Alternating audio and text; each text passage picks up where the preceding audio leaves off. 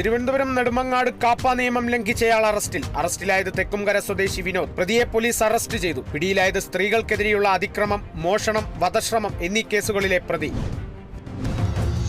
കോഴിക്കോട് കൊടിയത്തൂരിൽ കനത്ത മഴയിൽ കിണറിടിഞ്ഞു. ഇടിഞ്ഞത് ആലുങ്ങലിൽ തറയിൽ മമ്മദിന്റെ വീട്ടുമുറ്റത്തെ കിണർ. ഇന്നലെ പെയ്ത ശക്തമായ മഴയിലാണ് കിണറിടിഞ്ഞത്.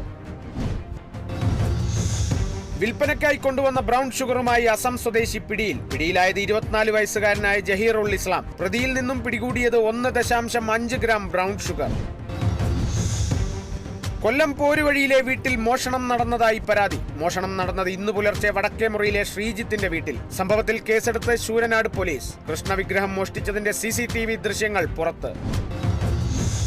RDX സിനിമ നിർമ്മാതാക്കൾക്കെതിരെ പരാതി നൽകിയത് തൃപ്പൂണിത്തുറ സ്വദേശി. 6 കോടി നൽകിയിട്ടും ലാഭവിഹിതം നൽകിയില്ലെന്നും വ്യാജരേഖയുണ്ടാക്കി ചെലവ് പെരുപ്പിച്ച് കാണിച്ചെന്നുമാണ് ആരോപണം.